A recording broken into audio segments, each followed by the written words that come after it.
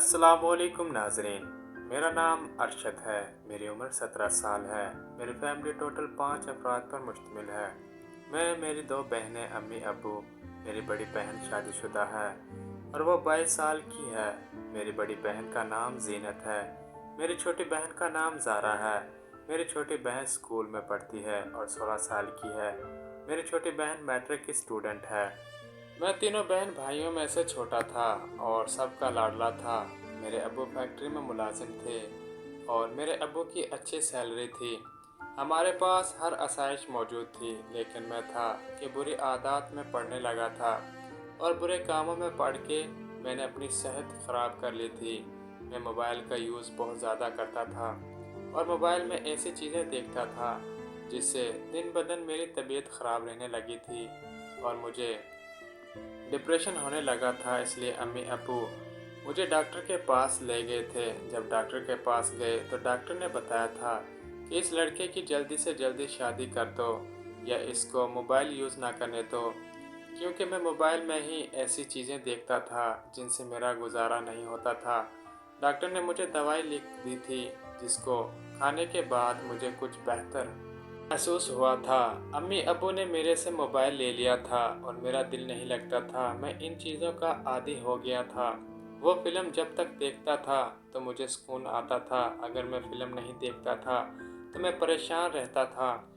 इसलिए मैं कोई ऐसा तरीका ढूंढ रहा था कि मैं प्रैक्टिस के तौर पर वो काम करके खुद को सुकून दे लिया करता था।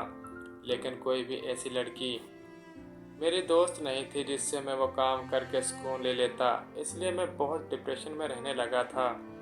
मेरी बहन जीनत लाहौर में रहती थी। इसकी शादी लाहौर में हुई थी और हमारी रिहाइश कराची की है। मैंने प्लान बनाया था कि अपनी बहन जीनत के पास चला जाऊंगा, जो कि मेरी बहन जीनत मेरा बहुत ख्याल रखती थी और इसने मुझे कई बार फ़ोन करके कहा था कि हमारे पास आ जाओ। मैंने भी बाजी जीनत के पास जाने के लिए हाँ कर दी थी। अम्मी अब्बू ने मुझे किराया दिया था और मैं कराची से लाहौर चला गया था। मैंने रास्ते में बाजी जीनत को बता दिया था कि मैं आ रहा हूँ। बाजी जीनत बहुत खुश होने लगी थी और उसने मेरे लिए तरह तरह के खाने बनाए थे। बाजी जीनत के शौहर दुबई में थे और वो वहाँ पर ही सेटल थे। इसलिए बाजी जीनत अपने घर में अकेली होती थी। इनके 3 बच्चे थे। बाजी जीनत का बड़ा बेटा 4 साल का था और 2 छोटी बेटियां थीं। मैं जब बाजी जीनत के पास चला गया तो बाजी जीनत काफ़ी खुश हुई थी और उसने कहा था कि तुम हमारे पास ही रहना, क्योंकि मेरे शौहर तो बाहर होते हैं। इसलिए मुझे काफ़ी परेशानी होती है और मुझे किसी मर्द की ज़रूरत है। मैंने भी बाजी को हाँ कर दी थी और कहा था कि मैं अब आपके पास ही रहूँगा, क्योंकि अम्मी अब्बू ने भी इजाज़त दे दी है।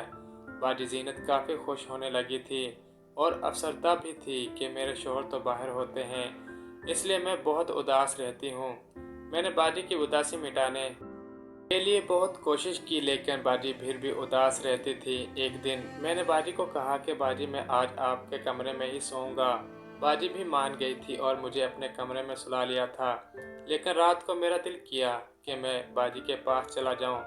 मैं बाजी के करीब चला गया और मैंने कहा था कि बाजी मेरा दिल कर रहा है, अगर आप राज़ी हों, क्योंकि आपको भी शौहर की ज़रूरत है। और अब बाजी भी मान गई थी, क्योंकि शौहर दूर रहते थे और मेरे साथ करने के लिए राज़ी हो गई थी। क्योंकि बाजी मेरी सगी बहन नहीं थी। अब्बू ने 2 शादियाँ की थी और मेरी सौतेली माँ छोटी सी उम्र में ही हमें छोड़कर चली गई थी। बाजी मेरी सौतेली बहन थी, इसलिए मैंने समझा था कि मैं इसके साथ ये काम कर लूँ। बाजी भी मान गई थी और मैं इससे सुकून लेने लगा था।